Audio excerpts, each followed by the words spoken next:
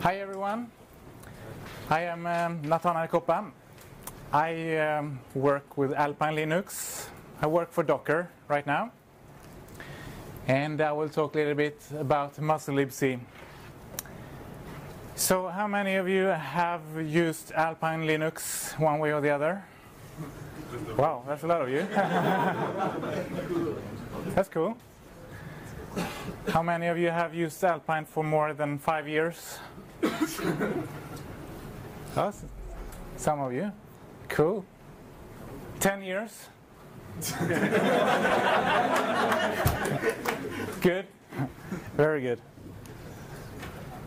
Okay. The screen looks nice, I see. So, a little bit about original design about Alpine Linux. It was designed to run without a hard disk. That was the basic idea. So we boot up, install the system in RAM, memory, and you could take out the boot media if you wanted. That means that you want the system to be very small. You don't want to bloat the system. That was the original idea. So use cases was like firewalls, VPNs, and that. But nowadays it's very popular for containers. Docker for the win. How many of you use Docker? Good. Good. I think it makes very much sense to run Alpine in containers because of, when you run from RAM, you install it, boots up, and you destroy it when you power it down. That's pretty similar what you do in a container. Disposable systems, right? Let's move on. We started with the Gen 2, so we built Alpine with Gen 2 originally, and then we moved on to make it self-hosting. What's interesting is we use uClibc. How many is familiar with uClibc? Good. So we used that originally. BusyBox is a core thing. And in 2013 we had the last release with uClibc. At that time we had almost 3,000 ports, 2,800. I just move on. There were some problems with uClibc. They required some patches to get it upstream, patches upstream. We had, at that time, I think 39 patches, and we couldn't get them upstream. One important thing was the threading issue, uClibc. VLC crashed, or actually it hanged every time we exited due to threading implementation. It was not really fixable. So we thought we need to move on. Also, the code base is really ugly, sorry to say that. But it's because it comes from Asian system glibc. So it was not really nice to work with. So we saw this musl libc thing. And on the website it says it's new, that's cool, it's lightweight, it's simple, and it's correct when it comes to security. So it matches pretty well with the goals with Alpine. There's an active development, clean, nice code base, stable ABI. uClibc doesn't have that. They also provide some sort of ABI compatibility with GNU libc. Actually, the Adobe Flash player works with musl libc in Alpine Linux, so it kind of works. So that was some of the nice things with musl libc. So of course there were some worries because not many distros has done this before, build a complete distro with musl libc. So how much would break was a big question. How much work was it to patch things? Would upstream accept patches? Important questions.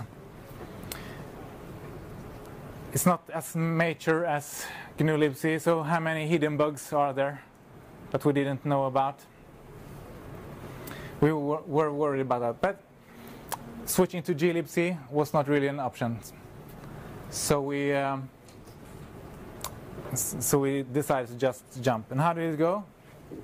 Surprisingly well. It's like, I think it's about 4% that was specific musl-based. We have more patches, but not many patches actually to make it work. Most of it just works. I just move on because of time. So some of the nice things with musl-libc, experiences we had with musl-libc, is that the code is very nice. We did some changes in musl-libc, submitted patches upstream. Very nice to work with. Nice community. They try to be correct. Sometimes that can be a bit annoying because you just want to move on. You have a real-world application that breaks, and you ask them and say, hey, why don't we just, and they say, no, we don't.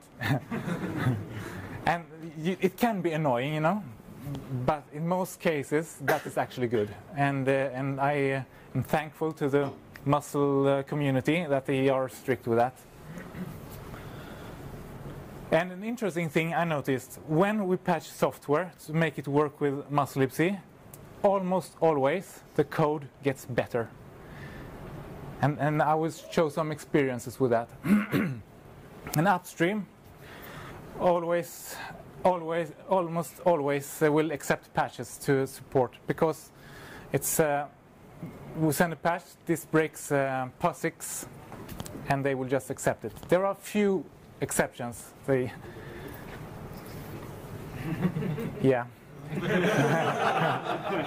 that's true. Systemd is one of them. So, if you want to go this road, what do you need to watch out for? If you have an application that you want to build with musl-libc, what are the things you need to watch out for? There is no musl define. You cannot test in your C code, this runs on a musl system. You cannot do that. The default stack size is 80K. There are some extensions in print format strings. There is no lazy binding. And there is one very nasty thing there. If you want to print error messages and the DNS resolver. I will take them one by one. So there is no musl define. This is a patch from Misa. They got upstream. And they test, if you run, they did that before. If you run an Apple system, or if you run FreeBSD, NetBSD, OpenBSD, if you run Android, blah, blah, blah, then you do that like this. Imagine if there actually was a musl define. What do you think would happen with the code here? So, because they don't have that defined, they just say, okay, you know what? If you are not an exception, just assume you're following the standard. And then you can just remove all this garbage, and the code gets better. That's a proper way to do it. Another problem is the stack size 80K. Windows, I think, have 1 megabyte. OpenBSD is 256K, maybe. FreeBSD 512, depending a bit on the architecture. glibc, default stack size for threads, is 8 megabyte. So if you spawn 10 threads in glibc system, it will just use 80 megabyte doing nothing. This one is actually the smallest one I know, default stack size. We had an interesting patch in Firefox. If you see at the out buffer, K out size, how big is that buffer that ends up in the stack? 128K. What do you think happens if you try to allocate 128K when you only have 80K? Goes boom. So Firefox started to crash, and this was the issue. When I searched the Bugzilla for Firefox, I actually found another bug on Windows, which has 1 megabyte stack size. They crashed for the same reason. So generally, you don't do that. You don't allocate 128K on the stack. just don't do it, you know. That's kind of stupid thing to do. So they accepted the patch. I think this went upstream. You don't see it, but they will allocate it on the heap instead.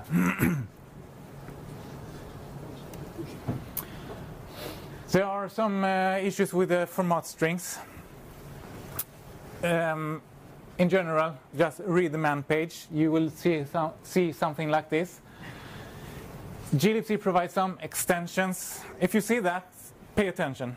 Because if you use those extensions, it may work, it may not work. You have no guarantee that it will work. It may work on a recent musl libc. It maybe doesn't. Probably will not work on an older musl libc. So pay attention on the what the man page say. Watch out for the extensions. And we will look at this one. This one is really nasty. So you have this function to print error message. Can you guys see a problem with the two different versions up there? One returns an integer, the other one returns a string. How do you know which one do you have? If you have a precompiled binary and you want to be ABI compatible, how do you know which one you get? You cannot really know that, actually. So that's kind of annoying. You shouldn't really use this. Try to avoid it if possible. I will show you a patch that is from VMware. Not too old, actually.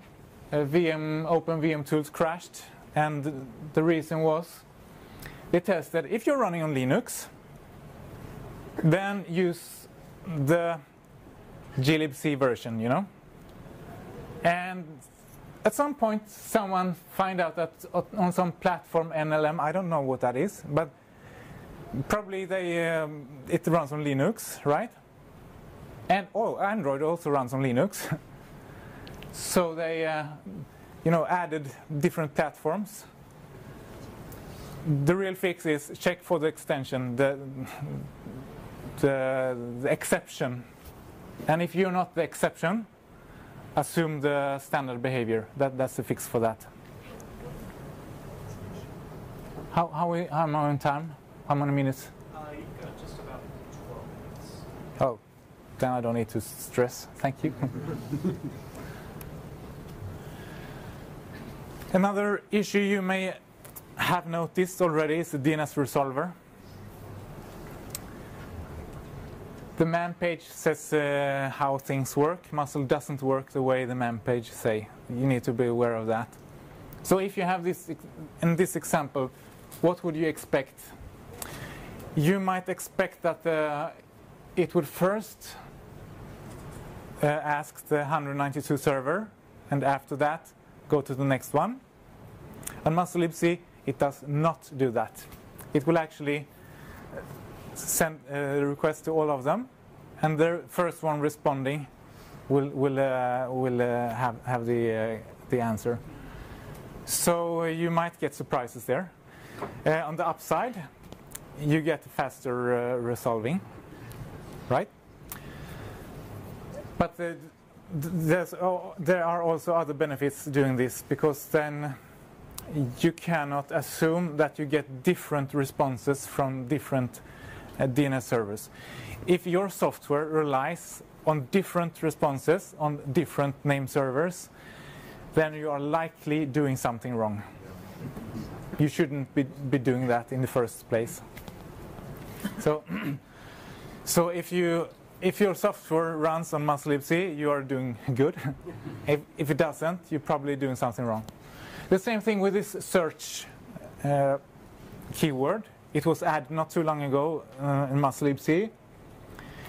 If you have this and you search, you do ping foobar, will you search for foobarexample.com?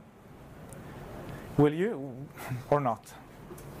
Depends a little bit on your configuration, right? And it depends a little bit on who's giving you the response. But if you rely on that behavior, that you will first search for one and then the other one. What happens if the bar becomes a TDL, the top level domain, TLD? Well, things may break, right? And there are some documents from the DNS people saying how do you avoid these kind of conflicts. And if you run musl-libc, you don't have this problem. If your software runs on musl-libc and it works, you don't have that problem. You can be sure that you always get the same response. What does it do? Sorry? So what does it do? You have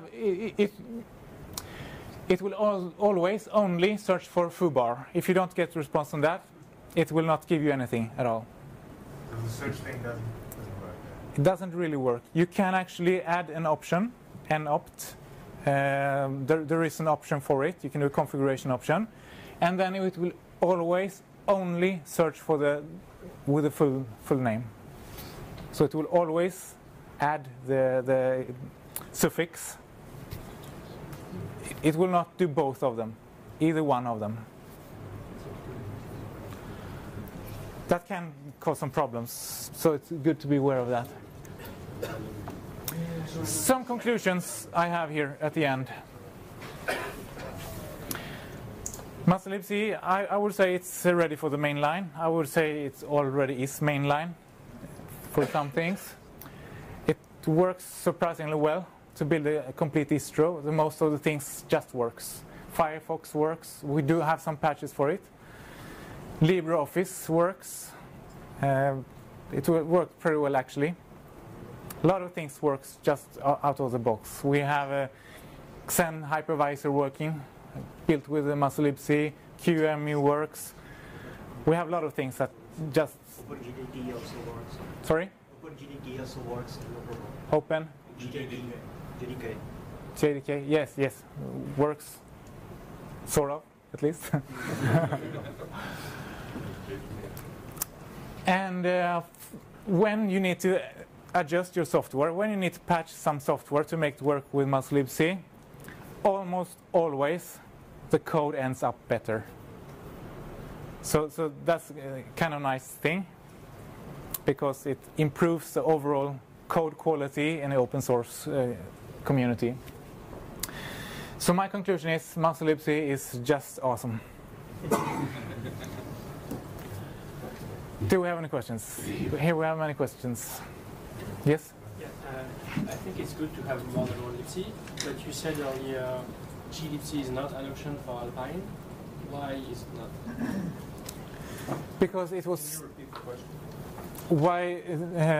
Why is glibc not an option for Alpine Linux? Back at that time, we were running from RAM. It was too big. Okay. It was just too big. We didn't want that big. And also, if we went to glibc, what different would Alpine be from others? You know, you could just run Ubuntu or Red Hat or whatever. You know. So yes. Is musl-libc faster than glibc? Is musl-libc Compare it to system performance? Because you say there's some threading issues with glibc and micro-libc. Yes. Many differences and legacy. Yes, that's a good question. Is musl-libc faster than glibc? Depends on your workload. Some things is faster, some things I expect is not. But I don't know really overall. Can you give an example of a workload on which it is fast? I don't know. I haven't done much. Does anybody know workload where musl-libc is faster? Lots of dynamic linking. Lots of dynamic linking. Yeah, that's I believe that. There's a benchmark page, I think on the musl website, where they list a few functions and benchmark it with different libcs. I think there was also some sorting algorithms for musl that is faster. Yes, I don't know how up to date that is. I think it's pretty old, actually. but there are some. The main things that are known to be slow are the lack of highly optimized mem copy. Sorry. The main things known to be slow are a lack of highly optimized mem copy, which may Okay. make a difference in some work. Okay. Yeah. If you really care, use your own. Yes. Optimized mem copy can be the situation where it's slower. Yes. In your example here, you got rid of the reentrant version of strerror and just went with the non-reentrant one. Yes. That doesn't necessarily seem safe in some cases. Actually, it is reentrant. Even the This one, you mean? well, the one, yeah. Yes, it is. But the problem is that there are two different that are reentrant. Right. They are exactly the same thing, Right. but they just return different things. So you may end up with one with a POSIX version, or you may end up with a glibc version. Right. And in the patch, it's reentrant. Oh, I see. So it's it should be safe. Yeah. Thank you. Any more questions? Why did you forget the idea to only run in RAM? Ah, that's a good question. Because why we only run in RAM? Why you don't run anymore only in RAM? Why we don't? Why did you stop running only in RAM? Actually, we support that. We still support that. So the live CD will run from RAM. You can, in theory, boot up the live CD, take out the CD, and it will continue run. So it runs still from memory. But we support disks now as well, so you can install it on disk as well. Like you said, the musl community is usually pretty good. And the question is, I think, in your experience, how long does it take you to get in a non-trivial patch? Like, how much bike shedding is actually going on? Because, you know, some libcs have problems with that. So how much bike shedding, how much trouble is it to get in a patch in musl libc? In my experience, well, the times when I needed a patch in musl libc, we had a specific problem. Then I have asked them, what do you guys think about that on IRC? And normally it's they who come up with a solution. And then I make the patch. That's the way they do it. So that has been not a big issue. The times where it can be issue is if you want to hack something, do something ugly, then they will say no, we don't want to do that. If you have a good reason for it, they might accept it. But normally it's not a big problem in my experience to get patches in there. Do we have more time? Yes, back in the back. You mentioned OpenJDK runs Soda with musl. Can you explain why you use Soda? I don't have much experience with OpenJDK, so I don't know really. I have heard that you need the dynamic linking, the lazy loading with that, which does not work. It's not supported with musl libc. It's not supported at all at this point. So you might get problems with it if you depend on that. But at least Hello World works. So the applications I have come into works. It may work, it may not. I don't know really. Are there better options for running Java with musl? The problem with Java is that Oracle provides precompiled binaries against glibc. So they only support that. If you try to do something else, it might work, it might not. You can probably pay Oracle to support musl libc, but you have to pay them. We had actually an issue with that. Someone asked for it, and the response was, you have to pay Oracle guys to do it. I run multiple applications on OpenJDK and Alpine, and doesn't have any problem so far. Actually, I didn't know that there's some problem. And there are also big complex applications like Alfresco, and it seems that it runs fine. So I think that it's not a big issue. Big issue are people who just insist on running Oracle JDK on Alpine. It's just not possible because Oracle does not provide binaries compiled for musl, only for CompTIA, and that doesn't work. Thank you. So most things will work. Most things will just work. Also, we have a package for JRuby. Jacob, time is out. Yeah, okay. Thank you very much, everyone.